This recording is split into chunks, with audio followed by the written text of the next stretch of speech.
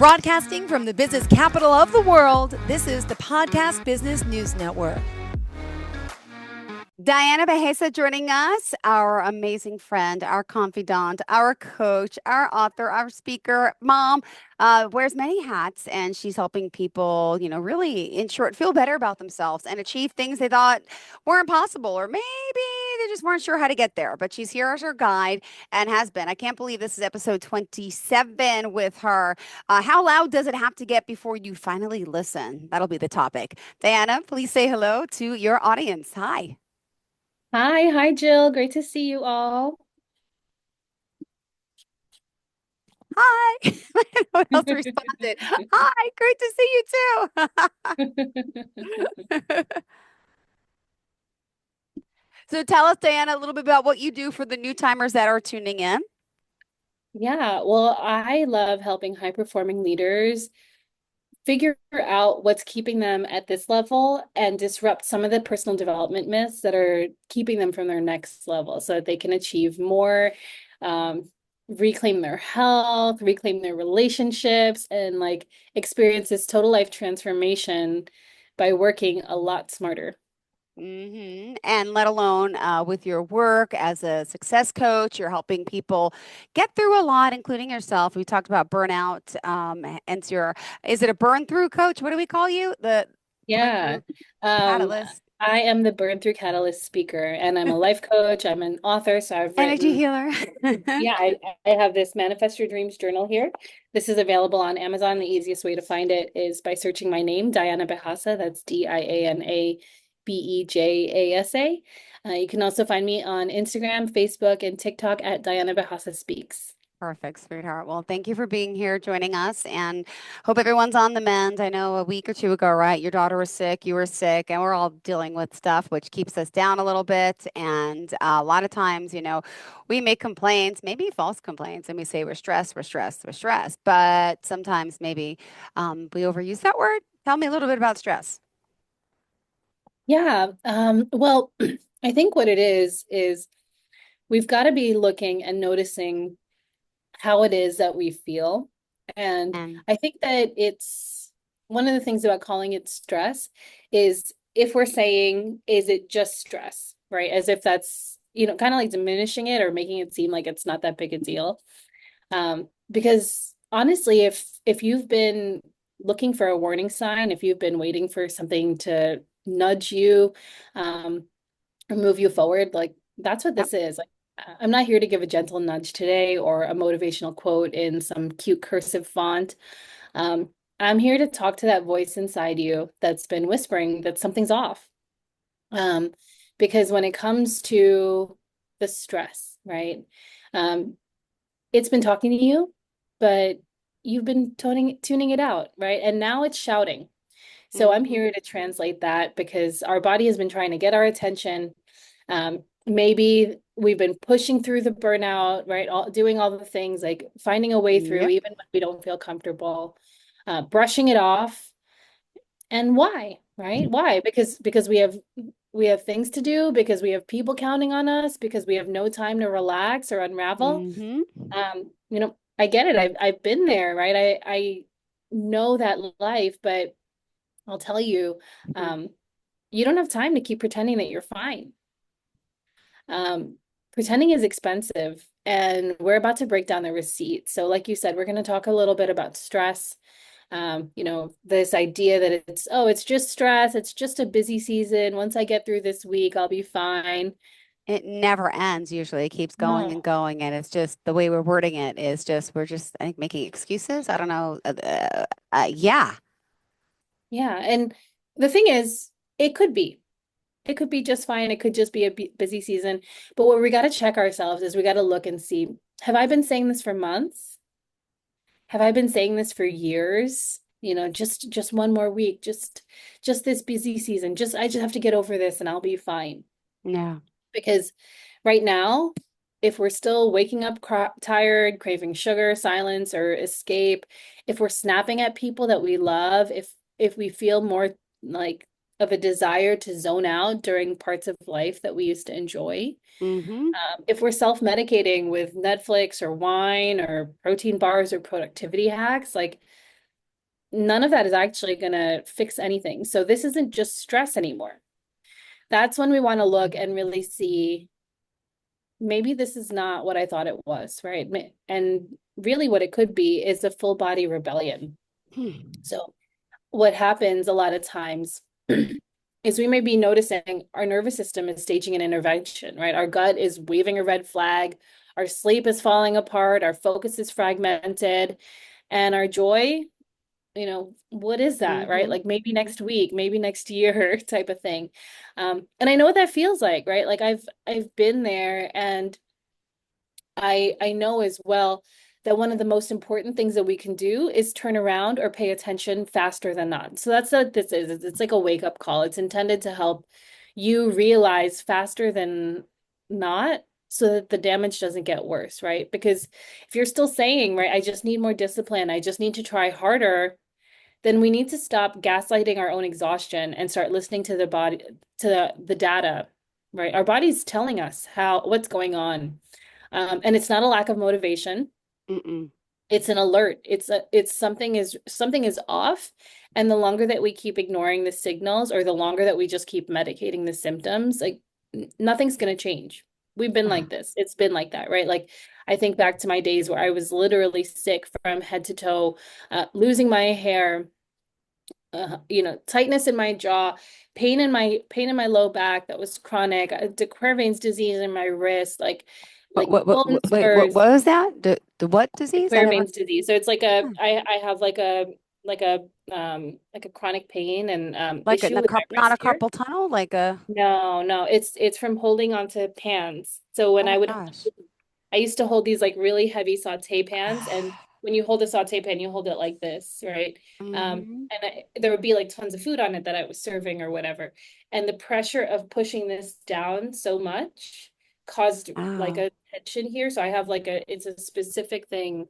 Um, yeah. So anyway, so Okay. that the plantar fasciitis, like the Taylor's bunions, like all of Oh. it, right? Like I had all these issues, and at first I was medicating one at a time. And I was going to one doctor's appointment after another where they're telling me like, oh, just take this medicine, just get these shots, Mm-hmm. like whatever. But everybody just fixing the symptoms isn't actually gonna help us get anywhere, right? Like you can just fix the symptoms. You can go and you can get the hair growth, shampoos and the shots to the head that'll fix that. But what about next time it happens? Right? Or Mm-hmm. like I think there's something to be said for realizing and figuring out sooner than later that this is a pattern. And when we do that, we get to decide if this is a pattern that we want to continue, right? Because a lot of times when we're just fixing the symptoms, right? Um, it might seem like we're just avoiding the problem, but I think what we're really avoiding is the fallout. Mm-hmm. Mm. Well, when you mentioned the word fallout, it makes me think of the movie. I just saw that one, by the way. Was that Ryan Gosling? What was his name? The Fallout, the fall something, Fall Guy. Anyway, um, it's true though, because it's bound to happen eventually, right? If you're having all of this anxiety, stress, feeling of insecurity, of doubt, of angst, of whatever you want to refer to it as, right? Um, it's still going to be there. It's not going to go away. And there's going to come like a breaking point, though, right? And that's when things can get really, really bad. But right, do most people come out of this okay, fine, or there's something's going to happen? Something's going to happen, and it's your decision on how catastrophic it gets to be, Yeah. and how much it changes your life, for the good or for the bad. So what I find a lot of times, right, is that there is a breaking point, but a breaking point can be a creation for a new breakthrough, right? So it doesn't have to Mhm. be a bad thing, but it just depends on how you use it. So I've been in that place, right, where I was at my breaking point, where I was like, okay, like something is not working, right? So there's a problem. Um, I can't keep getting sick like this, nor do I want to, right? There are people who are counting on me. This is important to me that I reclaim my health. It's important to me that I change my relationships. I don't want, I want to preserve them type of thing. And we got to really look and say like where am I, where, instead of, because I think a lot of times when we're going to all these doctor's appointments and all those kind of things, it can kind of seem like the problem is the sickness. Yeah. Um, and I'm inviting you to consider, like, what if the sickness isn't the problem, and what if there's something with you? Mm. Um, and I say that gently because what I mean about that is we're not just avoiding that problem, we're avoiding that bigger fallout, right? So it's not that you don't see the signs. It's not that you have no idea something is wrong. It's that there's a part of you that's avoiding it because deep down you know what it's pointing to. You know that the schedule's not sustainable. You know that your body's begging for rest. You know that you're performing strength while quietly unraveling. Like, so Jill, we talked about being sick last week and my daughter being sick the week before. And, like it wasn't a serious sickness, it was a cough and a cold, right? Like, but when you have a nursing baby, like it takes a lot out of you. Like I have been running on very little sleep. So last Tuesday, when it came, when all things came to a head, I was like, you know what? I'm going to cancel the rest of my week. So for most of last week, I took time and I recovered. And I think that I say that because there was a really long time where I would have just pushed through, right? Like Mhm. there's a long time where I'd be like, oh, well, it's just a cold and a cough. Like I can keep going. I don't have to stop. And the shift for me has been saying like, no, I don't want this to get worse. Because if you don't want things to continue, you got to decide and really see where it is that you can take that break. Um, and if you don't take the short break, right? Like if I didn't just take a couple days, where by like Friday I was feeling better, um, you're gonna end up being forced to take a longer break, right? So it's not like you're able to really avoid what's gonna happen. It's Yeah. more like you get to decide if you need a band-aid or you need like complete surgery. Um, but what's scary about putting on the band-aid, right, or like fixing the problem while it's small, Mhm. is that it might mean that you have to actually change things, right? Okay. Um, it may point to um, some changes that just feel uncomfortable, right? Um, like things like building like what you've built your identity around, right? It might involve changing your work, it might involve changing your expectations or your roles or your responsibilities. So rather than just saying I'm fine, right? And I get it. That feels easier than facing what might need to break down in order for that breakthrough. But you're not actually avoiding burnout. You're pushing yourself through it. And when you do that, you're actually delaying the breakthrough that you're terrified to make. Yeah. So it's not you're not actually making anything better, right? So again, like I said, now I'm at a point where when I have a cold and a cough with my daughter and I'm noticing that my sleep is off, I'm like, okay, let me stop here before it gets worse. Years ago, it took me till I was literally sick from head to toe before I Yep. stopped. Still working, still going, still Yeah, yeah. still doing all the things. Wonder And Woman. Yep.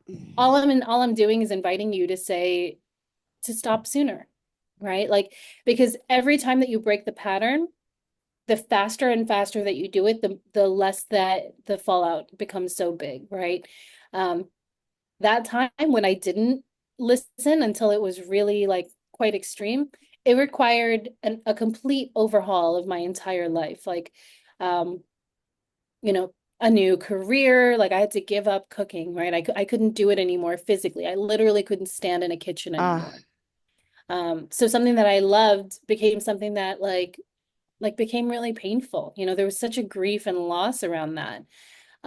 There's just so many different things that we stand to lose if we don't just lose a couple appointments on our calendar.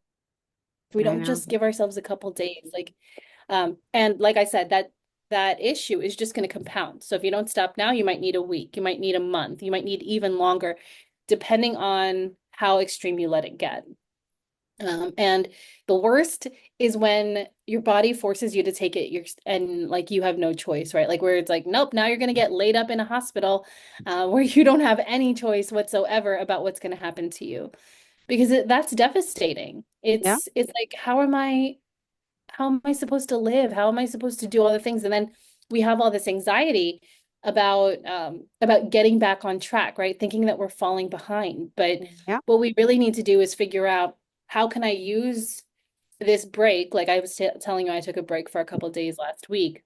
How can I use this break to propel me forward, right? Like I think a lot about, I don't know if you've ever driven, have you ever driven a manual car, Jill, like a Oh, stick yeah. shift? That's when I originally got my carpal tunnel. I was 21 years Oh, old and I had to stop and tendonitis. And out to this day, I still have it. Yes, I did. I started when yeah. I So was 13. I I drive learned how stick to shift still. still, how Yeah. does it affect your arm though? No, no, because it's my other arm. This is my, Oh, okay. when you cook, you hold everything with your left hand because you need to plate with Because your right you're hand. right. Okay, got it. Okay. So anyway, I think a lot about this, like driving a car, right? So if you want to shift into the next gear, you have to disengage. You have to take your foot off the gas. Mm-hmm. There's no way to move from fourth gear to fifth gear by hitting the gas pedal. You can't do the same thing to reach the next gear, right? What you have to do is you have to take your foot off the gas. You have to Mm-hmm. disengage from the gear that you're in. You have to press the clutch, move things around, right? Like rearrange some things and get back in gear. And then you hit the gas. And that's how you move into the next level. That's how you, and right, like if you think about it like gears too, the next gear has more ease, right? Like you're able to go faster, easier. Yeah. But in Uh, order to get there, right, like you have, if you think about it, I'm getting nerdy on cars now. what did Like you what do have you, to, what do you drive? it's a Volkswagen Jetta, Nice. stick shift. But in order to get to fifth gear, you have to grind through first gear, right, where there is a whole lot of work, right? Um, a lot of gas that's required in order to begin the momentum moving. Then you move into second gear, third. And what I think a lot of us do is that we think that this next level of success requires more and more hard work. But once we know and have gone into first gear, we just need to continue to shift gears into something faster and easier. It's not about continuing to press the gas as hard as possible. That's going to burn out the engine, just like it's going to burn out our body. So here's our opportunity to really look and think to ourselves, like how do I use a break in a strategic way, right? Like so that it really serves me. And part of that is like fully taking the break, right? Feeling comfortable with it, or feeling through the discomfort of taking a break so that you can get to the point of comfort. Because the truth is, like every day that we're pretending that we're fine, we're actually paying for it, right? Like we're bleeding energy into things that don't serve us. We're paying with our presence, our patience, clarity. It's like we're showing up everywhere for everyone and still somehow not feeling seen. So when, like, we can try to out spreadsheet ourselves or out plan ourselves, or out calendar ourselves into the productivity, or like to get around the issues that we're facing, but our body's still in fight or flight. Yeah, it is. So what's ironic about it is that the success that we've worked so hard to build, it's it's it's actually beginning to crumble, and we're letting it crumble by trying to push through. So we think that we're preserving it, but we're actually destroying it. Because, like I said, I had a like a 10-year career as a chef, and I lost it all. Uh, And I am so grateful for where that journey took me. But my mission is to make sure nobody else has to go through that level of suffering or that level of loss without at least hearing or realizing, like, hey, it doesn't have to get that bad. Because losing your whole life, I mean, in the process, I lost my marriage, I lost my career, um, but I've also rebuilt all that. So there is hope if you've gotten to that point. mm-hmm. And that's what I guide my clients through if they're in that place where they need support there. But I also, if we can catch it earlier, the turnaround is faster, right? Um, it's like anything else. If you fix something when it's a little dent, it's not that Mm-hmm. bad. But if you bring your car in and it's completely totaled, it costs a different thing, right? Like, Yep. and it takes a different amount of time. So um, instead of waiting till our body is screaming, if we can listen to the In whispers, pain. Yep. yeah, if we can listen to the whispers that something's wrong, something's not Yeah. going right, then we can turn things around faster, right? Because what do they say? An ounce of prevention is worth a pound of cure. Or wait, no. Yeah, no, it's the other way around. A pound of prevention is worth an ounce of cure. The idea being that like the longer that you wait, the more expensive that the fix is, right? Got it. So It's so true.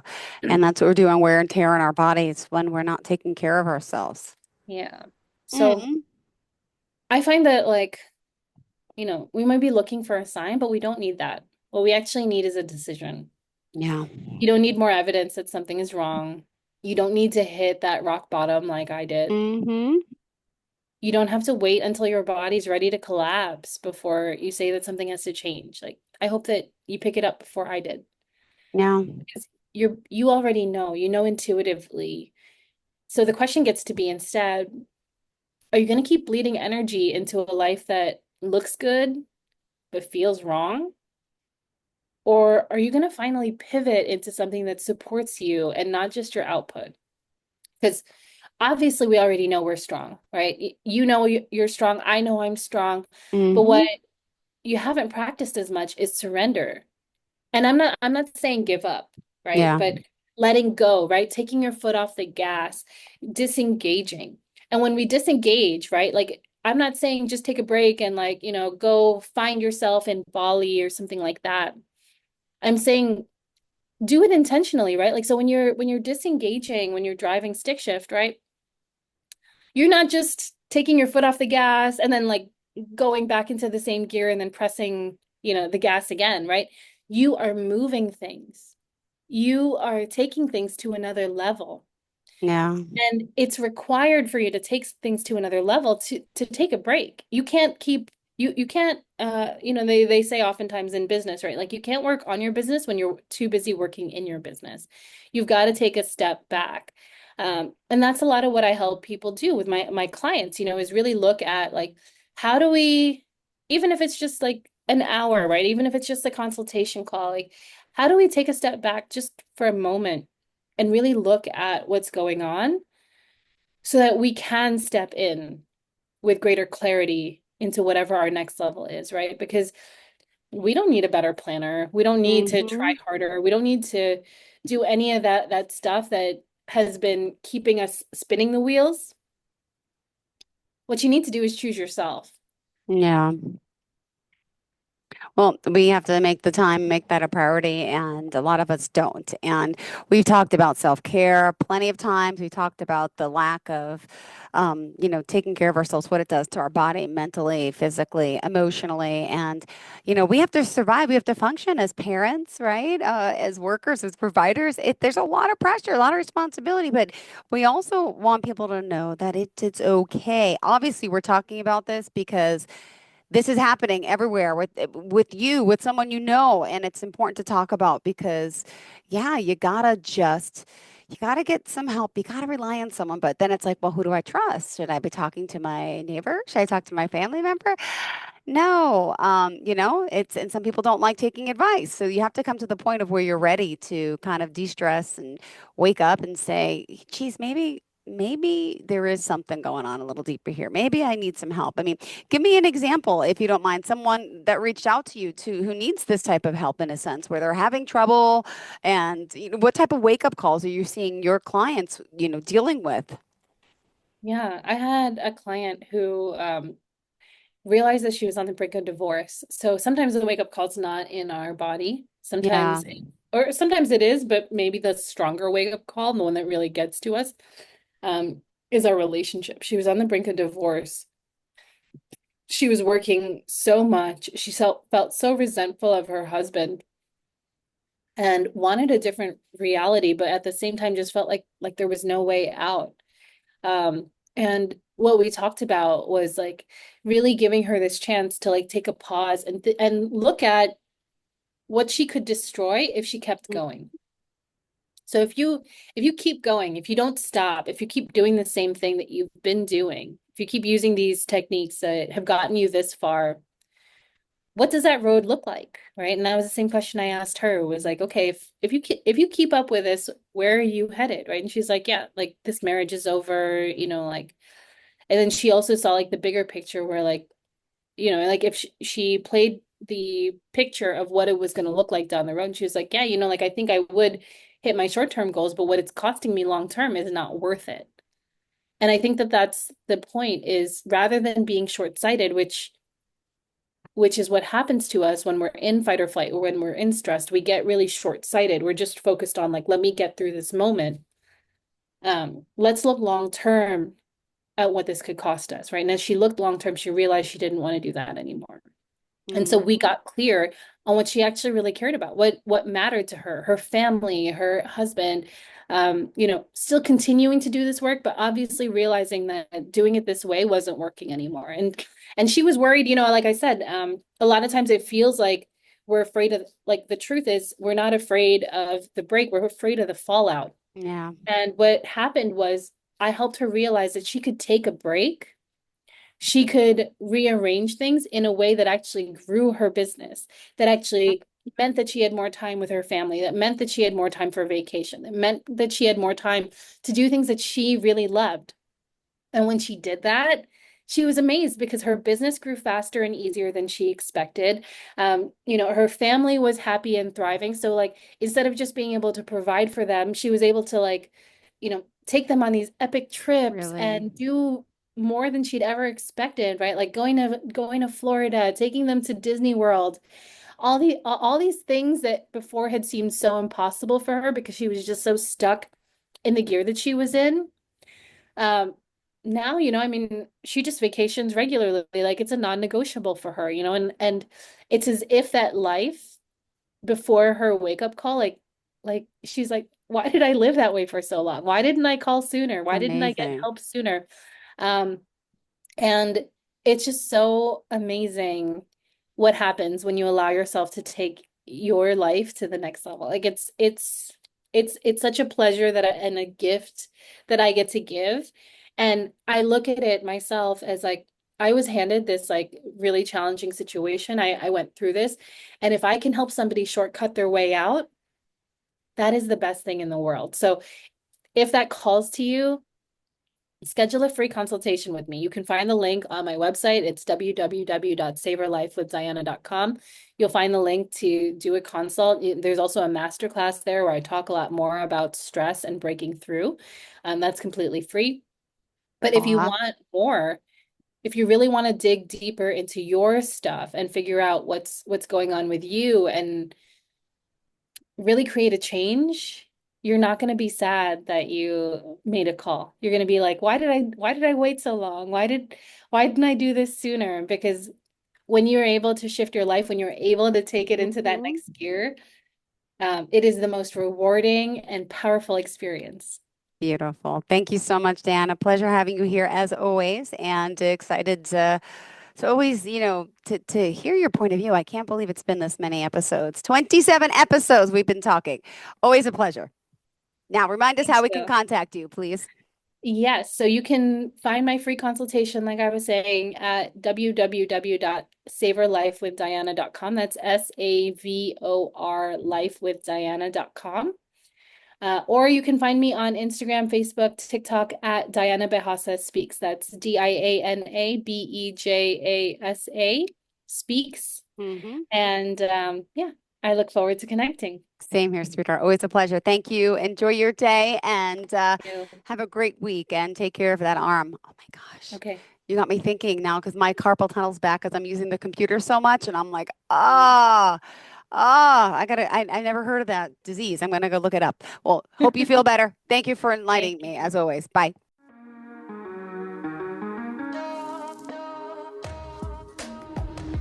Broadcasting from the business capital of the world, this is the Podcast Business News Network.